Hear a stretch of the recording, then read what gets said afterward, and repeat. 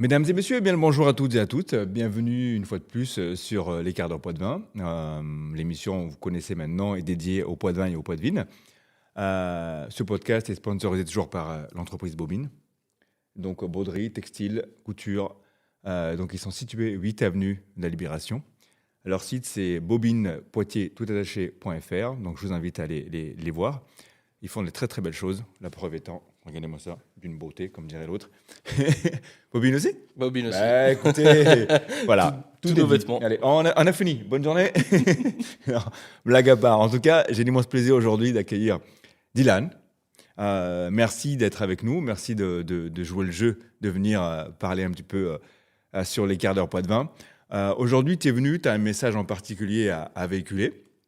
Mais avant cela, est-ce que tu peux te présenter un petit peu, s'il te plaît, qui tu es, et ce que tu fais, et après on abordera sur le sujet principal de pourquoi tu es venu. Merci déjà de votre accueil. Avec grand plaisir. Donc moi c'est Diane, j'ai 28 ans. Professionnellement, je suis en reprise d'études. Je fais 2 masters. Master général et master en management de projet. Ok. Dans le domaine de la logistique aujourd'hui où je parle, mais je veux changer de voie et plus aller dans de l'événementiel. Donc je finis mes études là en juin prochain, juin 2026. Et à côté de ça, je suis président du Poitiers Billard Club et fraîchement président du comité départemental de billard dans la Vienne.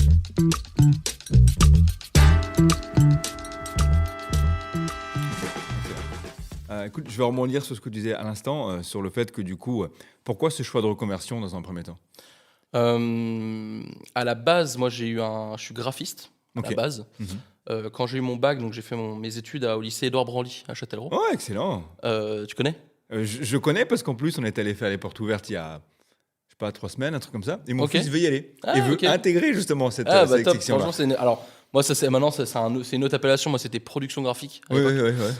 J'ai eu mon bac et je voulais continuer mes études, mais c'était à Bordeaux. Mes parents n'avaient pas forcément les moyens de m'aider financièrement, etc. Et je me voyais pas aller à Bordeaux, travailler à côté, tout allier, c'était un peu compliqué. Et après, rentrer sur le marché du travail, il fallait que j'aille sur Paris ou sur Bordeaux, dans les grandes villes. À Poitiers, c'était un peu bouché j'ai 28 ans, il y a 15 ans de ça, il y a 10-15 ans de ça. Donc j'ai travaillé un peu, j'ai fait un peu tout et n'importe quoi pour manger, et puis pour me payer mon permis déjà, payer ma voiture. Et j'ai mon papa qui est chauffeur-livreur, lui. C'était Géodis sur Aubernis qui m'a fait rentrer pour lever des palettes la nuit. Et en fait, je suis tombé amoureux du milieu de la logistique. Pendant 7-8 ans, j'ai travaillé des contrats d'intérim, etc.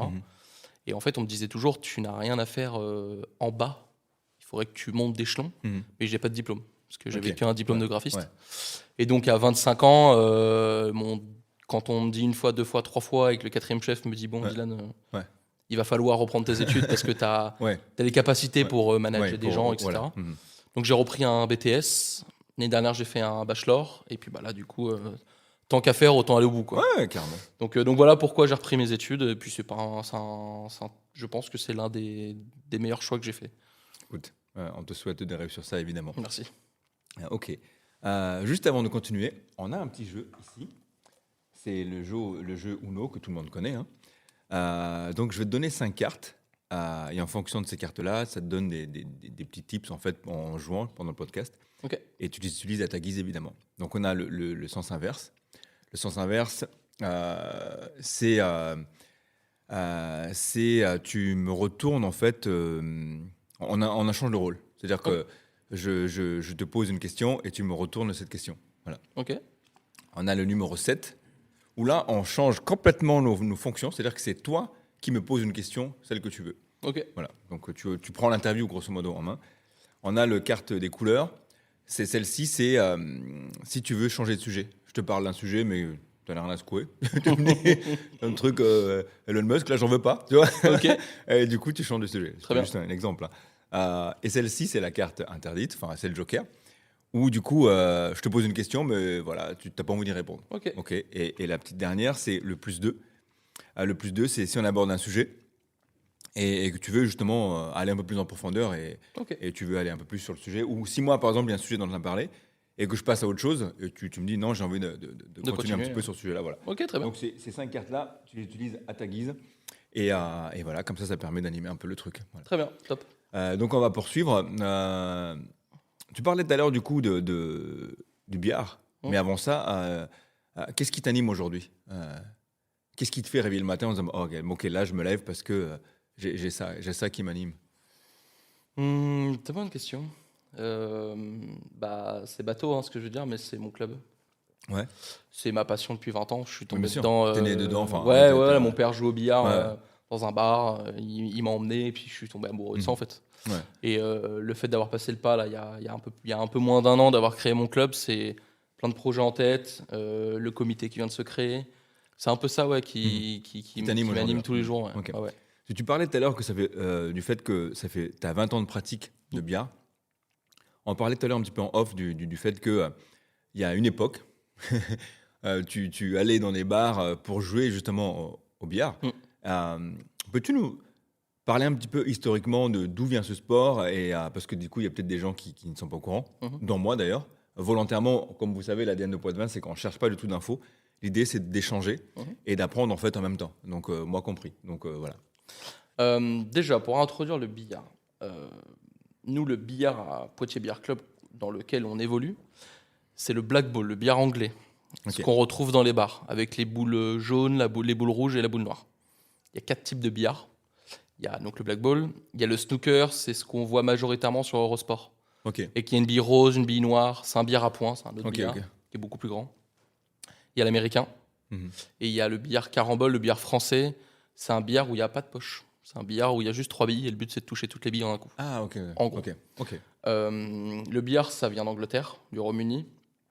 En France, c'est quand même très récent comme sport. Alors quand je dis très récent, ça a moins de 50 ans, je dirais. Je sais pas la date exacte.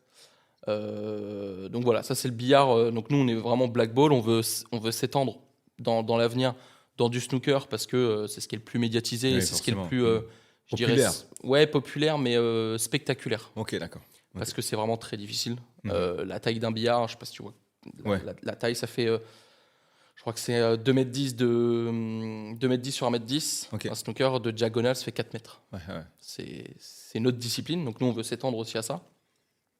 Donc voilà, ça c'est le billard. Moi, je suis tombé dedans, donc, comme je disais tout à l'heure, avec mon papa.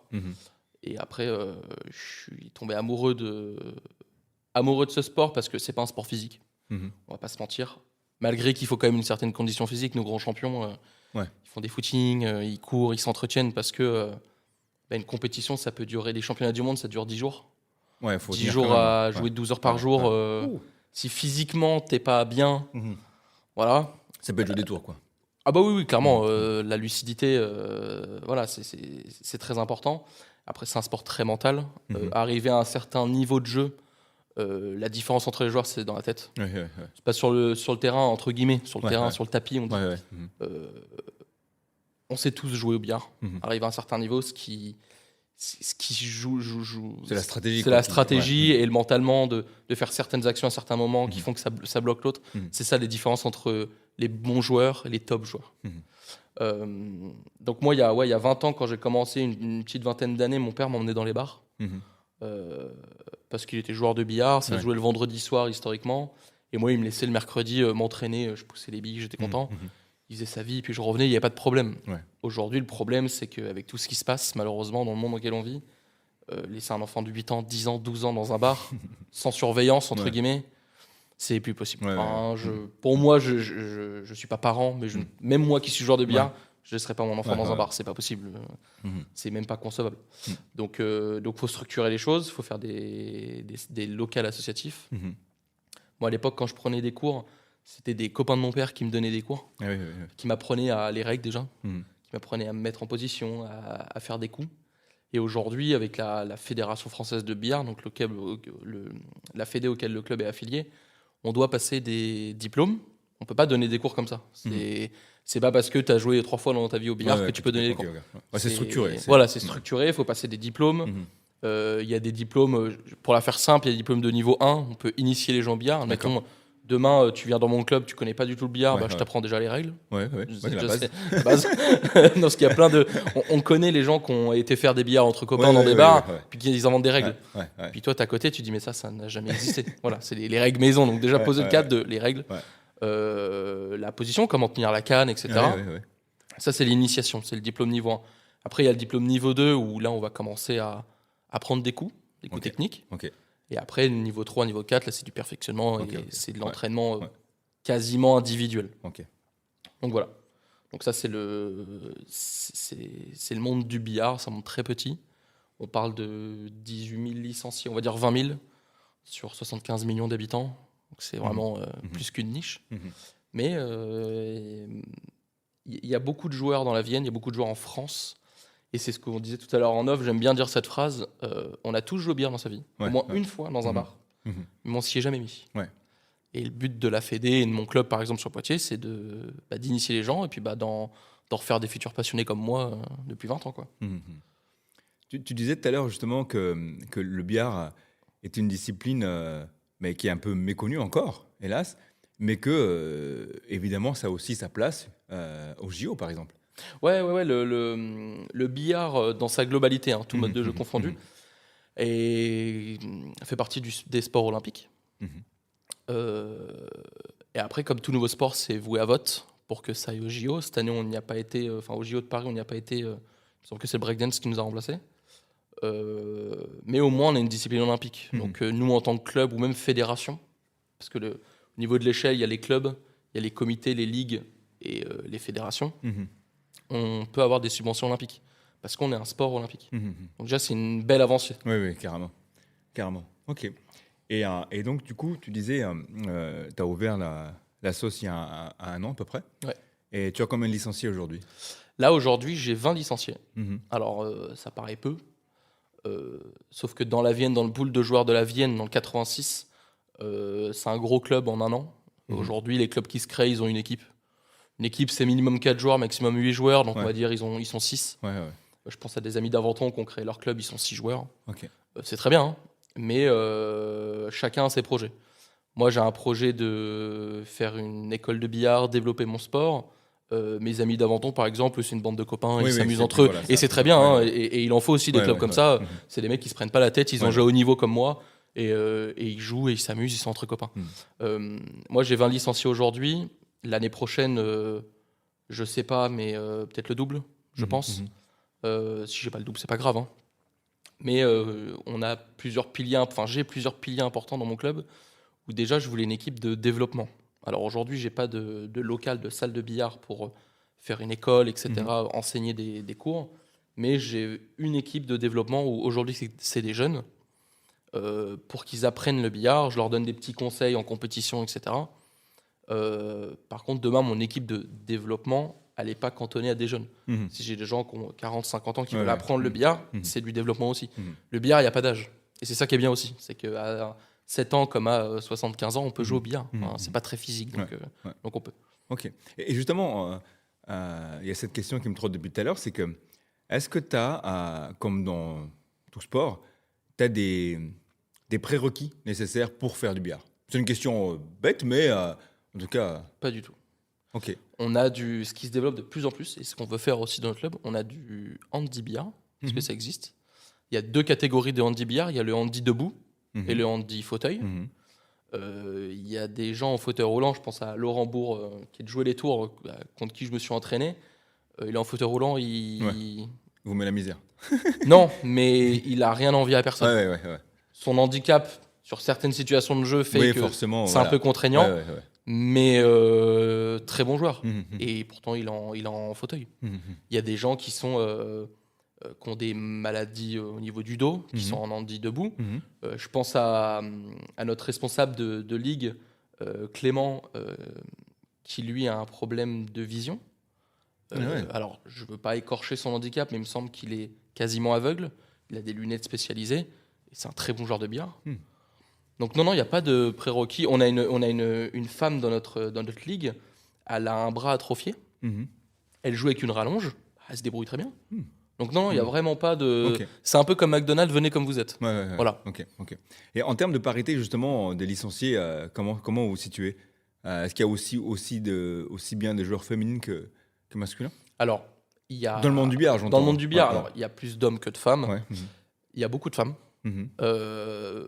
Alors, il y a 2 typologies, on va dire. Il y a souvent les femmes de joueurs qui, au final, deviennent des joueuses. Et après, il y a des femmes d'elles-mêmes qui jouent. je vais être très chauvin, en France, l'équipe de France féminine, c'est la meilleure équipe du monde. Ça fait des années qu'elle roule sur tout le monde. Champion d'Europe, champion du monde. On a Marion Jude qui est notre tête, on va dire, au niveau du monde, parce qu'il y a un circuit pro. Elle est au circuit pro femme. Elle a gagné déjà des tournois contre des professionnels en Angleterre. L'Angleterre, c'est le pays du billard. Ouais. C'est là où c'est né, quoi. Voilà, c'est là où c'est né, c'est là où sont les meilleurs joueurs et joueuses. Et Marion est la meilleure joueuse du monde. Aujourd'hui, championne du monde en titre. Ce week-end dernier, je les ai encore vus. On a la chance au niveau du billard, en femme, championne du monde, championne d'Europe. En homme, c'est pareil. En jeune, c'est pareil. La France, au niveau de la nation, pardon, on est quasiment les meilleurs joueurs du monde. Ah ouais. Donc il y a vraiment un truc hyper important du coup à axer là-dessus, dans le sens. Oui. Ok. Et aujourd'hui, donc toi, tes objectifs à court, moyen terme, pardon, sur ta association, c'est quoi? Court terme, c'est toujours développer. On cherche toujours à grossir. Et ce qui presse beaucoup, c'est d'avoir un local. Oui, là, c'est vraiment le point. Parce que aujourd'hui, comme je disais, moi, j'ai 20 licenciés. J'ai des licenciés qui cherchent des cours, qui cherchent à se perfectionner. Parce que c'est bien les 2-3 conseils du président ou même des collègues, parce que je suis président, je dois donner des conseils. Mais des collègues, des gens plus expérimentés, parce que le billard, c'est un monde très petit, tout le monde connaît tout le monde. C'est bien des conseils, mais c'est mieux de le montrer, de l'appliquer, de donner des cours. Le souci, c'est que j'ai pas de local. Et là, je parle que pour mes 20 joueurs, mais j'ai une centaine de joueurs qui attendent à peu près, qui ne m'ont pas dit ouvertement. Mais je sais que si demain, on a un local pour accueillir une salle avec 8 billards, parce que c'est le minimum qu'il nous faut, on a une centaine de joueurs qui taperont à la porte pour venir, ne serait-ce déjà jouer, pour s'entraîner sur des surfaces de jeu, parce qu'il n'est rien de pire. On va prendre un joueur de foot, par exemple. Le dimanche, il va jouer en compétition, mais il ne s'est pas entraîné cette semaine. Sur le terrain, il va manquer de performance. Donc oui, l'étape court terme, c'est un local pour pouvoir nous développer une école de billard, aller chercher des nouvelles personnes aussi, des CE d'entreprise, faire des initiations, etc. Ça, c'est vraiment aujourd'hui la majorité de mon temps sur le club, c'est de trouver ce local. Donc, aux personnes qui nous écoutent, qui nous regardent, si vous avez une solution ou une aide à fournir à Dylan, on vous invite fortement à le contacter pour pouvoir développer ça. D'autant plus qu'il y a quand même, tu faisais un parallèle tout à l'heure au foot. L'avantage du foot, c'est que même si tu ne vas pas t'entraîner au club, tu peux quand même taper la balle un petit peu dans un city, dans un stade, machin. Le billard, si tu n'as pas de billard... Oui, déjà, d'une. Après, en plus, on a un problème dans le problème, si je peux dire ça, c'est que les billards qu'on a dans les bars, qu'on trouve n'importe où dans les bars, en ville par exemple, c'est pas les mêmes surfaces de jeu que chez nous.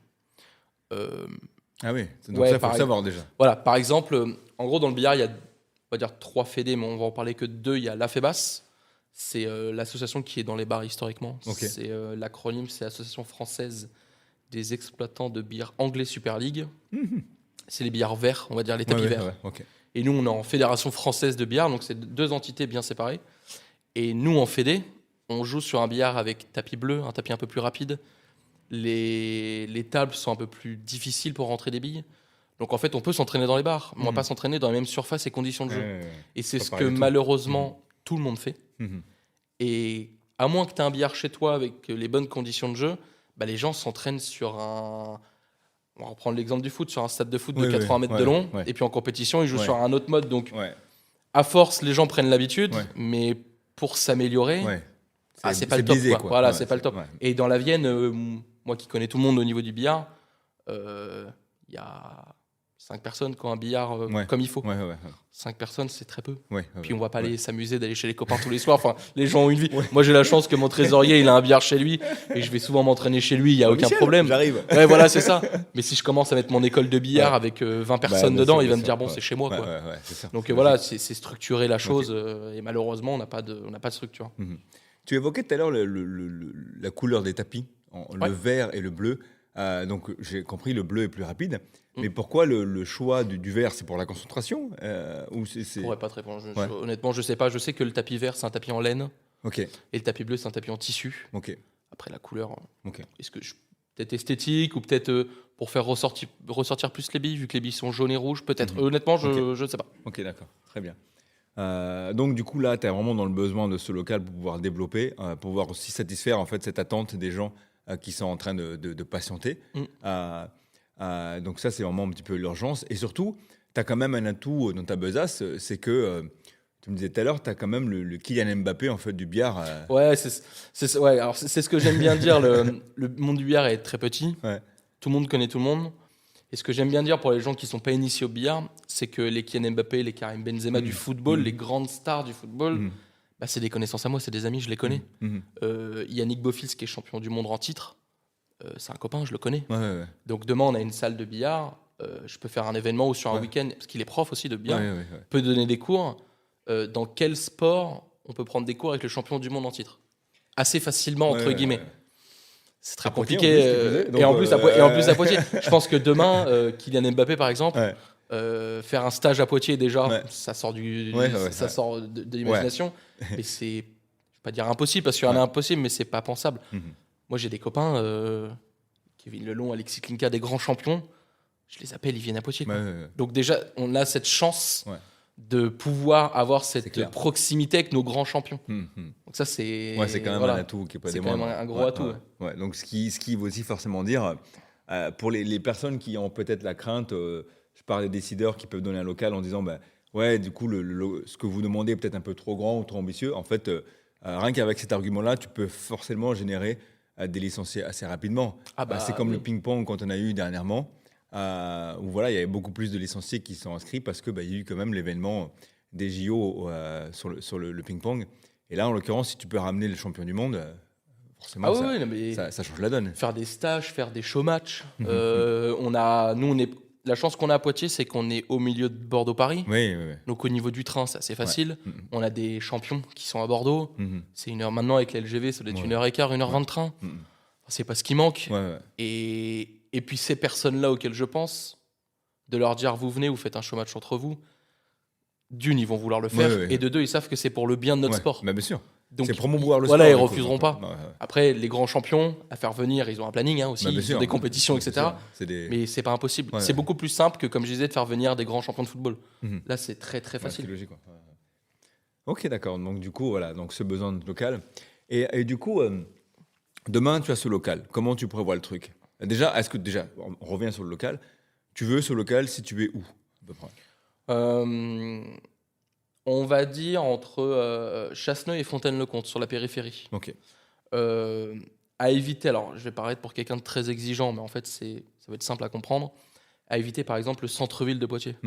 Parce que demain, si je fais des tournois hebdomadaires avec 32 joueurs qui seront complets, en plein centre-ville de Poitiers, les joueurs ne viendront pas payer le parking, ça va être très compliqué. Ou poser sa voiture, prendre le bus, etc.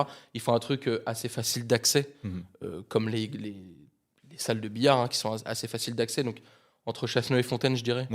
Plus accessible. Pour pouvoir Poitiers. Si c'est à Chasseneuil-Poitou, c'est pas très grave. Les gens, ils sont... Des contacts que j'ai eus et des personnes qui me contactent régulièrement en me disant ça en est où ta salle, ils sont prêts à faire 15-20 minutes de voiture pour venir. Parce que aujourd'hui, ils n'ont rien. Donc, entre rien et 20 minutes, voilà. Donc, voilà, c'est entre Chasseneuil et Fontaine, je dirais. Ok, très bien. Et donc, du coup, tu as ce local demain. Comment tu vois ça ? Déjà, c'est vrai qu'il y a une question, c'est que, donc vu que je ne connais pas du tout, comment est agencée une salle, en fait, dans un club de billard ? Comment c'est agencé ? En général... Est-ce qu'il y a un code ? Est-ce qu'il y a un agencement spécifique ? Est-ce que les tables de billard doivent être orientées dans une certaine façon ? Tu vois ce que je veux dire ? Je ne connais pas du tout. Ok, alors non, il n'y a pas de spécificité. Il y a un confort de jeu, on va dire. Toute salle de billard a son petit coin déjà paperasse administratif, etc. Parce qu'aujourd'hui, le club est chez moi. Alors c'est bien, c'est chez moi, mais quand ça va grossir, ce serait bien juste de se dire bon, je vais au club, j'arrive au club, et pas je suis dans mon bureau et voilà, c'est pareil, comme toute entreprise, bien sûr. Un freelance il commence chez lui et qu'il veut aller avoir un local. Bien sûr. Donc déjà juste une petite partie administrative, une petite partie buvette. Alors le but c'est pas de se bourrer la gueule, pas du tout. On vend pas d'alcool, on n'a pas le droit avec la Fédé. Et puis même si on aurait le droit, je ne veux pas de ça. Mais une partie de buvette, boire un petit canon. Un petit coquin entre copains en jouant au billard, c'est toujours sympa. Et après, les billards, il n'y a pas d'agencement, je dirais. Il y a un confort de jeu. On parle qu'un billard, il faut 25 mètres carrés à peu près de surface. En gros, autour du billard, pour être très large, il faut 2 mètres. Pour vraiment être large. En plus, demain, nous, on veut accueillir du handisport. Oui, donc si on n'a que 1,50 m entre chaque table, déjà pour des joueurs valides, c'est serré. Si demain, moi j'ai un joueur en fauteuil roulant, il ne passe pas. C'est compliqué. Donc voilà, donc c'est pour ça que nous, on veut 8 billards. Alors, c'est gros pour commencer, mais avec le recul, on sait qu'il nous faut 8 billards. Un billard, on estime que c'est à peu près 8 joueurs. Moi, dans mon club, j'ai 20 licenciés, donc il me faut 2 billards que pour mes licenciés. Mais tout à l'heure, je disais que j'ai une centaine de joueurs qui sont potentiellement intéressés. Donc le calcul est simple, il m'en faut 8. Ça, c'est le début de la salle. D'ailleurs, tiens, allez. Il y a pas mal de sujets. Hop, il y a pas mal de sujets. Au début, c'est 8 billards. 8 billards black ball, les billes jaunes et rouges. Pourquoi ? Comme je disais, il y avait donc les 100 personnes, mes licenciés, les cours. Parce que les cours, en fait, comme dans toutes les structures qui existent en France, au début, il n'y aura pas beaucoup de monde, c'est normal, mais après, ça va se savoir. Mais bien sûr. Et après, il y aura les licenciés qui connaissent, les curieux qui vont venir, qui au final vont prendre une licence. On veut inviter des CE, admettons, un jeudi par mois, à venir une soirée, les billards sont à vous, et ça se trouve... En fait, nous, ce qu'on aime bien dire dans le billard, c'est on invite des gens qui ont déjà joué au billard, mais qui ne s'y sont jamais mis, pour juste planter les graines. La personne, elle va peut-être pas prendre une licence ce soir même, mais peut-être que dans 6 mois, 1 an, que ce soit chez nous ou dans un autre club, il n'y a pas de souci, disent « Ah, mais j'ai été joué... Et puis un licencié, et le bouche-à-oreille fait que ça grossit. Donc ça, c'est la première étape. La deuxième étape, c'est de faire des show matchs, comme je disais, faire des initiations ou du perfectionnement avec des grands champions. Mais moi, qui joue depuis 20 ans, qui joue au haut niveau... Demain, il y a un grand champion qui vient, je suis le premier à m'inscrire. Il y a aucun... Parce que c'est... c'est normal. Voilà, c'est un livre passion, ouvert. C'est ton jeu, c'est ton truc. Tu veux te perfectionner tout le temps. La personne est championne du monde. Pourquoi je ne l'écouterai pas ? Ce serait complètement bête. Et après, le développement de nous dans le club, comme je disais au début du podcast, c'est qu'il y a 4 disciplines. Nous, on veut s'étendre, on veut découvrir toutes les disciplines. Le snooker, notamment. Parce que tout genre de black ball veut faire du snooker. Ah oui. Mais ça reste un bout de bois, des boules et des poches. D'accord ? Enfin, des billes, pardon. Mais c'est pas du tout le même jeu. Ah oui. On réapprend tout. Moi, j'ai 20 ans de billard black ball. Quand je joue au snooker, j'ai l'impression de commencer. Ah oui. Et c'est frustrant.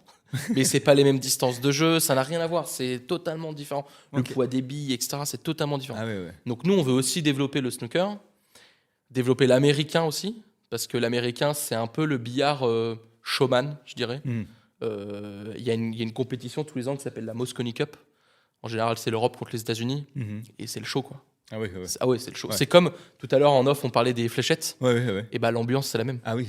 Non, mais c'est... La salle, elle est divisée en 2. Ah ouais, c'est couleur rouge, couleur bleue. Battle, quoi. Bleu, c'est Europe. Rouge, c'est américain. USA. Et la moindre partie qui est mise d'un côté ou de l'autre... Ça se chambre, hein. C'est bon enfant, mais ça sur le dessus, ça monte sur le billard et tout. Et ça, c'est un peu le billard showman, on va dire. Donc ça, voilà, nous, on veut développer dans du long terme, mais on veut développer toutes ces facettes du billard. Ça, c'est le but de notre salle. Et après, faire des compétitions hebdomadaires. Et puis voilà, hein, je pense que déjà, il y aura assez de boulot. Mais tu vois, je rebondis ce que tu disais... tout à l'heure, sur les distances entre les tables, c'est vrai que dans les séries américaines, on voit souvent les tables les unes à côté des autres, mais finalement, il n'y a pas tant d'espace que ça. En tout cas, dans les séries, je vois, dans les films. Et donc, du coup, en fait, c'est une idée préconçue qui n'est pas du tout la bonne, en fait, au final. Parce que dans la pratique courante, alors c'est peut-être aussi l'ambiance... bar aux États-Unis qui est comme ça. Peut-être aussi. Alors, j'ai pas eu la chance d'aller aux États-Unis, mais par exemple, tu prends le Buxorol, le bowling. Ils ont une quinzaine de tables.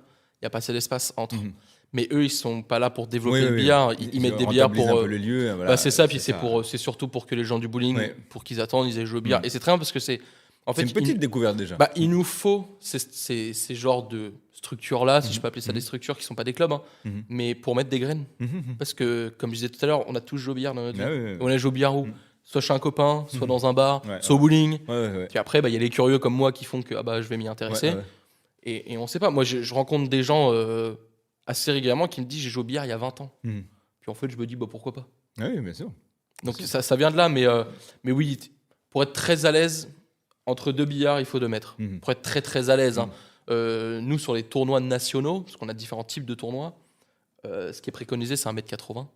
2 mètres, c'est vraiment. On est des pachas. Confort. Voilà, on est confort, on est des pachas. 1m60, ça passe. Ouais.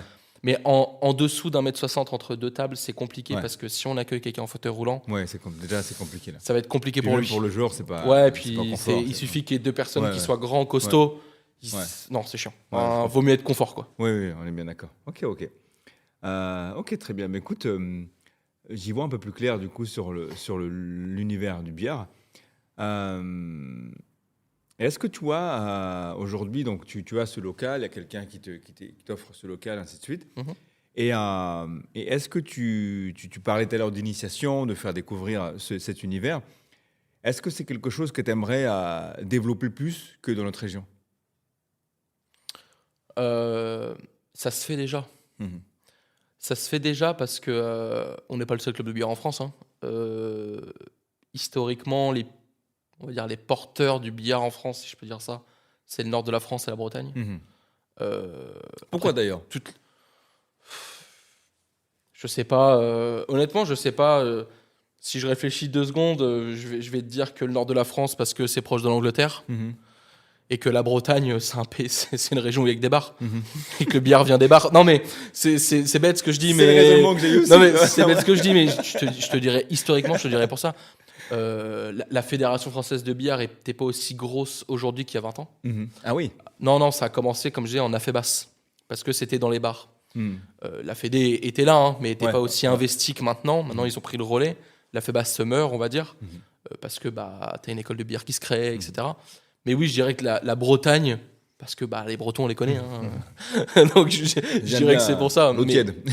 C'est ça, mais non, déjà, structurer mon club, faire grossir mon club, faire grossir, comme je disais tout à l'heure, je suis président du comité départemental de billard qui est en cours de construction. Ça va voir le jour là, dans les semaines, mois qui arrivent. Mais je prêche pas que pour ma paroisse. Il est inutile d'avoir un seul club. Ce qui est beau dans le sport, c'est les rivalités. Moi, tous les présidents de club de la Vienne, c'est des amis. C'est des copains, on mange ensemble, pas de souci. Par contre, sur la table, je ne te connais pas. Mais c'est très bien d'avoir des rivalités. Tu vois, le week-end dernier, il y avait un tournoi national à Châtellerault. C'est le club de Ingrande qui a organisé ça. C'est des amis, c'est des copains. On les soutient tous les clubs, on était derrière eux, on les soutient. Par contre, là, tu vois, ce week-end, on va faire les finales de district à Bordeaux. Ingrande est là, si je joue contre eux, il n'y a pas de copains là. Donc, c'est ce qui fait aussi avancer le truc. C'est ça. Aujourd'hui, moi j'ai 3 équipes. Demain, j'en ai 6. Je crache pas dessus. Mais le but, c'est pas d'en avoir 15 non plus, de pas faire un monopole. C'est bien de. Moi, je fais ma popote dans mon coin. Et ça se trouve, le club d'Ingrande, de Civray, tous les clubs qu'il y a, ils font des choses mieux que moi. Et c'est très bien. Là aussi, on s'inspire des gens. Donc, déjà, faire grossir mon club, c'est bien. Faire grossir le billard avec le comité dans le département, c'est très bien aussi, parce que je pense qu'il y a plein de clubs à se créer. Et après, faire des tournois régionaux, nous on a eu l'occasion d'en faire en mois de février, faire des tournois nationaux, et puis de fil en aiguille, c'est une boule de neige, ça se fera tout seul. Bien sûr. Écoute, c'est vraiment ce que je te souhaite, et j'espère qu'on pourra faire un podcast d'ici quelques mois ou quelques années pour en parler de ça, et faire un petit peu le point sur l'évolution. On va quitter un petit peu le monde du billard et puis aller un petit peu sur des questions un peu plus légères. C'est quoi ton cocktail préféré? On parlait de billard tout à l'heure et puis de bar, pardon. Je bois pas d'alcool, moi. Ouais, on est deux alors. Je bois pas d'alcool ou très très peu. Je vais être vraiment classique, mais je dirais un mojito. Voilà. Mais non, je bois vraiment pas d'alcool. Est-ce que tu as déjà essayé moi j'appelle ça le Apple, d'autres appellent ça le Virgin Mojito. Mais je l'appelle Apple parce que à la place forcément de l'alcool, donc c'est un jus de pomme. D'accord. Jus de pomme, sucre roux, menthe, un peu de glaçon, pourquoi pas un petit peu de cannelle. Et ça te fait un mojito. Faudrait que tu le demandes à un barman un jour. Je connaissais pas. Pour moi c'est le meilleur. Voilà. Donc voilà, c'était une petite intro je connaissais pas du tout. Cocktail. Mais on l'appelait Apple, je l'ai appelé Apple parce que du coup, je trouvais ça intéressant de l'appeler, parce que c'est un jus de pomme tout simplement. Et puis un peu d'eau pétillante quand même. Voilà, c'est la petite tips cocktail. Ok. Aujourd'hui, si tu as un message à faire passer justement par rapport à ce qu'on s'était dit jusque-là, ça serait quoi? Vivez vos rêves. Moi, le club, ça fait 5-6 ans que j'y pense. Jamais l'opportunité de le faire. Puis l'année dernière, je me suis dit, en fait... Pourquoi attendre? Ouais, qu'est-ce qui m'empêche de faire un club? Qu'est-ce qui m'empêche? Rien. Rien. Bah go. Rien, bien sûr. Si ça marche, tant mieux. Et tu vois, on en parle, plein de projets, etc. Si ça marche pas, j'aurais essayé. Oui, et puis, reprise d'études. On m'a toujours dit, et surtout aussi, vivez vos rêves et écoutez les bonnes personnes. Moi, mes parents me disaient, reprends tes études. Je disais, ouais, 22, 23 ans, c'est bon les études. Puis un responsable, 2 responsables, 3 responsables, 4 responsables. Puis à un moment donné, tu te poses chez toi, tu te dis, bon. Puis à 20 ans, tu réfléchis différemment. Oui, t'as envie t'as envie de voyager, de machin. Tu viens de quitter les études, c'est bon, laisse-moi tranquille. Mais moi, quand mes parents me le disent, j'avais un peu cette réflexion de oui, bon, c'est les parents, c'est bon. Puis en fait, quand c'est des personnes extérieures à ta famille qui disent les mêmes choses que tes parents, tu te poses et tu te dis, attends, ils me disent pas ça pour me faire plaisir, c'est pas anodin ce qu'ils me disent. Donc ouais, écoutez les bonnes personnes et vivre ses rêves. On n'a qu'une vie, de toute façon. Faut essayer, puis si ça marche, tant mieux, si ça marche pas, tant pis. Et puis quand tu apprends à marcher, t'as pas réussi à marcher du premier coup. Tu t'es tombé. L'échec fait partie de la réussite, comme on dit. Exactement. Donc, Non, il faut. Moi, je pense que c'est important. Ouais. Et aujourd'hui, les personnes qui t'inspirent le plus, c'est qui? Tout horizon confondu. J'en ai beaucoup. J'en ai beaucoup. Mais si tu devrais dire, ok, ouais, le number one, quoi. Number one. C'est encore plus compliqué, là. Ouais, là, c'est dur. Là, number one, je serais incapable. Très honnêtement, number one, je serais incapable. Non, des personnes qui m'inspirent, j'en ai quand même beaucoup. J'ai mes parents. C'est un peu bateau, peut-être, de dire ça. C'est pas bateau du tout, je trouve. Ma maman est malade, elle a une force qui est exceptionnelle. Ma conjointe, un bout de femme qui est incroyable. J'ai une personne qui s'appelle Gérald, qui est comme le frère que j'ai pas eu. C'est mon grand frère, on va dire. Qui lui aussi a une vie que je souhaite à pas beaucoup de personnes, même à personne, qui a une force, une résilience incroyable. Ça, c'est les personnes qui m'inspirent au quotidien, tu vois. Gérald, d'ailleurs, est mon vice-président, joueur de billard. C'était l'un de mes profs de billard. Enfin, prof, entre guillemets, j'allais chez lui les mercredis après-midi. Mon père, il me déposait avec Gérald, tu regardes cette vidéo, avec un papy brossard. Parce qu'il mange que ça. Enfin, il mangeait que ça. Et il disait à mon père, ok, je donne des cours à Dylan, mais par contre, il me faut un bout de savane papy brossard. Allez, c'est le deal. Voilà. Et aujourd'hui, c'est comme mon grand frère et c'est mon vice-président et on a des projets ensemble, etc. Mais on va dire personnellement, ces personnes-là m'inspirent. Après, professionnellement, la vision de... Si je pourrais faire le triptyque d'une personne, je dirais la vision de Steve Jobs, quand même. Les idées folles entrepreneuriales de Musk. Et les investissements de Warren Buffett. Je pensais à lui, dans ta suite logique, je me dis... Je pense que, voilà, si demain... Ça peut être... voilà, après qu'on aime ou qu'on n'aime pas ces personnes, attention, ils ont tous des faces sombres, on va dire. Mais on ne peut pas enlever à Jobs ce qu'il a fait. Non. Je pense qu'aujourd'hui, on a la chance d'avoir Tim Cook qui a bien repris le truc de Apple, notamment. Mais Steve Jobs, numériquement, si on est là aujourd'hui... C'est Steve Jobs. Steve Jobs. Alors, il y a aussi, j'ai mangé son nom, Microsoft, Bill Gates. Attention. Mais Steve Jobs a fait ce truc de la capacité qu'Apple a à teaser des choses sans le faire. Très, très fort. C'est très fort. Non, Apple, Musk, il est fou. Musk, c'est un fou, mais c'est un génie fou. Mais ouais, voilà. Après, il a Asperger, machin, ceci, cela. Ouais, bien sûr. Mais c'est quand même un mec. Moi, ce qui m'impressionne, c'est qu'il a fait X, PayPal, Tesla, ceci, cela. Et ce qui m'impressionne, c'est que la NASA, ça fait je ne sais combien de décennies que ça existe. Et le mec, il arrive. Et le type, en moins de 2 décennies, il envoie une fusée, il la récupère. Enfin, je sais pas.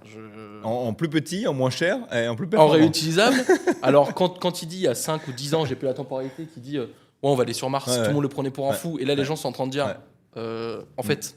Et là, il y a quoi? La semaine dernière, il n'a pas été prendre 2 astronautes dans l'ISS ou je ne sais quoi, parce qu'ils devaient partir 9 jours, ils ont duré 9 mois. Le gars, il fait un blabla car.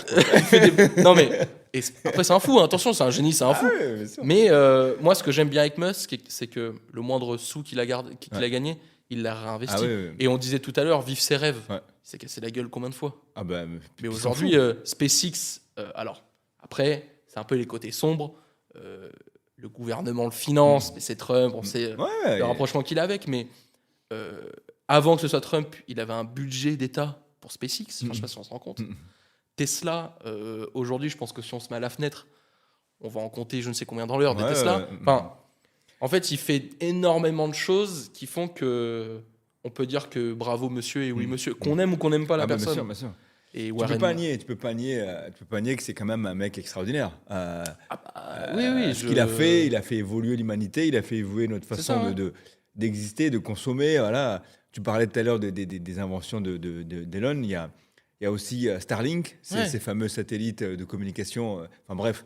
Non, tu peux pas nier. Mais je suis d'accord avec toi. Après, on apprécie, on n'apprécie pas. C'est ça. Et Warren Buffett, je pense qu'on n'a pas à le présenter. C'est Monsieur Paris. Moi, j'aime bien dire ça. Lui, il n'est pas dans l'investissement à court terme, malgré qu'ils l'ont fait. Mais pareil, visionnaire, mais dans la finance. Non, quand on voit les investissements qu'il a fait dans les années 80, 90 et aujourd'hui, voilà, que oui, monsieur, quoi. Donc, non, ces trois personnes-là, je pense que je suis pas le seul à y penser. Mais elles marchent très bien et on sait pourquoi. Non, c'est sûr. Et puis pour les gens qui connaissent pas ces trois personnes, on vous invite forcément à se regarder un petit peu sur eux et vous allez voir que c'est des gens, à mon avis, qui a quand même un sens à notre monde aujourd'hui. C'est ça pour te poser une question ? C'est celle-ci pour te poser une question. Je vais te poser une question. Vas-y, merci. La 7, donc du coup, la 7, c'est pour changer. Je rebondis sur ce qu'on dit. Demain, tu as le droit à un dîner, un repas, une entrevue 2 heures avec une personne. Mon grand-père. Ton grand-père ? Ouais. D'accord, pourquoi ? Parce que je pense que c'est une des personnes, quand j'étais petit, qui m'inspirait le plus. Ok. Et il est parti avant que j'ai l'âge, en fait, de vraiment avoir un bon raisonnement, avoir un bon échange avec lui. Ok. Et je pense que c'est... en fait, ça fait partie de ces personnes, tu sais, on connaît tous des gens. Mon grand-père, lui, il était orphelin. Et donc, il a rencontré sa femme. Il a créé sa vie, il a créé son patrimoine. Mais il est parti vraiment de zéro, en fait, tu vois. D'accord. Et c'est quelque chose qui, à mon sens, a une valeur. Et surtout, je pense qu'il y avait beaucoup de choses à raconter. Il y a beaucoup de choses à partager. Mais peut-être que les gens de ma famille n'avaient pas cerné ce génie qu'il avait en lui. Et moi, je trouve que voilà, si je devais prendre le temps d'échanger avec une personne de ce monde ou de partie, en tout cas, ça serait lui. Ok. Parce que je pense qu'il a beaucoup de choses à m'apprendre. Ok, très bien. Voilà.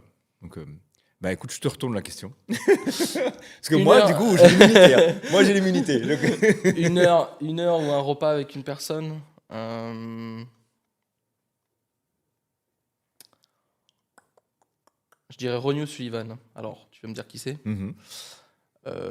C'est du billard. C'est au snooker. C'est le plus grand champion de tous les temps. Ok. Pour un peu te situer la personne, quand les experts de notre sport, du snooker, font des classements, ils s'amusent comme au basket, qui est le GOAT, Michael Jordan, LeBron James, etc. Il y a toujours des classements. Quand tes pairs de ce sport disent on fait un classement mais on ne le met pas dedans. Ah oui, il est au-dessus de là-dessus. Oui, non, il est au-dessus de la mêlée. Voilà, c'est qu'il a tous les records. Tout, je pourrais en parler des heures. Il a tous les records. Il lui manque une chose, c'est qu'il est à égalité sur une chose, c'est qu'il a que 7 championnats du monde. Peut faire mieux. Voilà. Et moi, je fais partie des gens, et il a 49 ou 50 ans. Ah oui. Professionnel à 16 ans, son papa en prison pour X raisons. Premier tournoi, il gagne, il va en prison, il donne le trophée à son père. Et moi, je fais partie des gens qui pensent que demain, s'il est champion du monde pour la 8e fois, il fait un drop the mic. Il a dit, les gars, venez me battre maintenant. Et pourquoi je mangerai avec lui ? Parce que c'est même pas question de parler de billard. C'est que tout à l'heure, au tout début, je disais, les grands champions, leur différence, c'est dans la tête. Et lui, il est connu pour que mentalement, ils soient instables. Ah oui. Ouais, c'est une personne, sur une table, elle tilte toute seule. Elle perd des compétitions pour rien. Ah oui. Mais pour gagner 7 championnats du monde, le nombre de trophées, de tournois qu'il a gagnés, il faut que mentalement, tu sois solide. Et moi, c'est juste pour échanger avec lui sur... qu'est-ce qui fait qu'aujourd'hui, il soit aussi haut et aussi fort. Voilà. Ouais, c'est pas par hasard. C'est pas par hasard, je veux dire. Non, il y a une force. C'est une personne, ça me fait rire quand il dit ça. Il n'a pas besoin de coach. Le coach de jeu. Coach mental, il en a. Préparateur mental, il en a. Mais à qui tu vas apprendre qui tu es pour apprendre à jouer à lui. Personne. Et et c'est une personne, il a déclaré dans les années 2010, il est droitier. Je serai champion du monde de la main gauche. Ah oui. Il l'a fait. Ah, là, non mais voilà, il y a eu un reportage sur lui de Amazon d'ailleurs. Okay. Ils lui ont mis un micro pendant 1 an en 2022 sur sa saison et on voit ses préparations, etc. Et des fois, au snooker, c'est worldwide. Hein. Ils sont dans le monde entier. Des fois, il prend l'avion, il est dans l'hôtel et puis il appelle le tournoi et dit non, je n'ai pas envie de jouer. Mentalement, je me sens pas, je joue pas. Ah oui. Ou des fois, en plein milieu d'un match, il serre la main de son adversaire, il dit t'as gagné, je m'en vais. Ah oui. Je suis ailleurs en fait, ça sert à rien que je joue. Ah, il a pas le temps. Ouais, c'est que maintenant il joue. Ouais, Maintenant il joue au billard pour se faire plaisir et quand il le sent pas, il le fait pas. Il se force pas.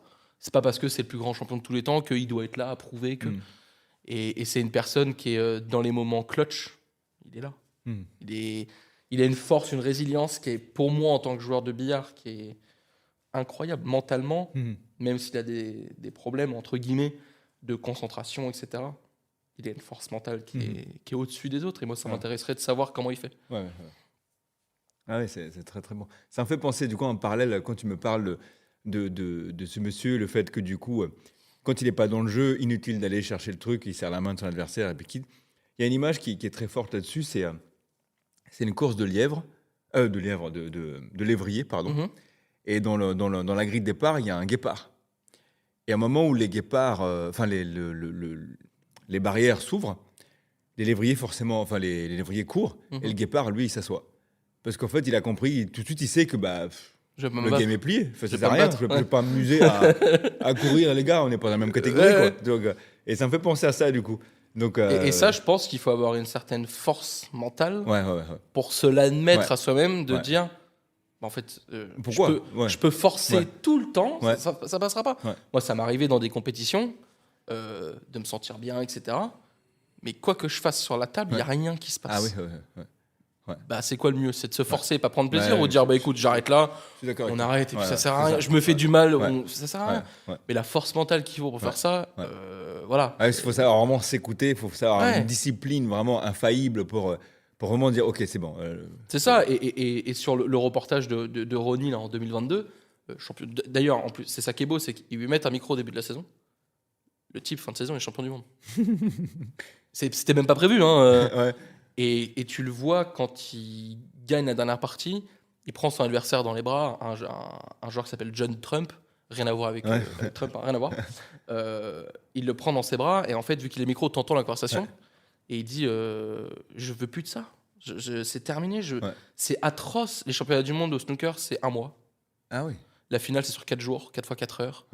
T'as 3000 personnes dans la salle, mais en Angleterre, c'est télévisé. Enfin, c'est, voilà. Mentalement, la pression, elle est énorme. Et il lui dit, j'ai plus envie de ça. J'arrête. Et Trump lui dit, merci de m'avoir entraîné, merci d'être toi, merci pour notre sport. Et en fait, le type, 2 mois après, il est dans un tournoi et il continue. Tu te dis, non, mais c'est bon. Ouais, mais en même temps, tu te dis, ok, c'est sa vie aussi. Donc, il est pris dedans aussi. C'est l'adrénaline. Mais après, j'imagine que c'est pas simple de tenir sur cette durée-là. Ok, écoute, je vais te donner le mot de la fin. J'ai plein d'autres questions encore, mais du coup, le timing fait que on doit s'arrêter. Je vais te donner le mot de la fin. Et à la fin de ton mot, je vais prendre mon appareil, je vais faire des photos de toi si tu es d'accord. Pas de problème. Du coup, je te laisse le mot de la fin. Merci pour l'invite. Franchement, c'était cool. J'avais même pas vu le temps passer. C'était vraiment cool. Petite pensée pour vous, pour vos podcasts. C'est vraiment cool ce que vous faites. Merci à toi. J'espère que vous développez. On va pas dire rapidement, mais le temps fera bien les choses, je pense.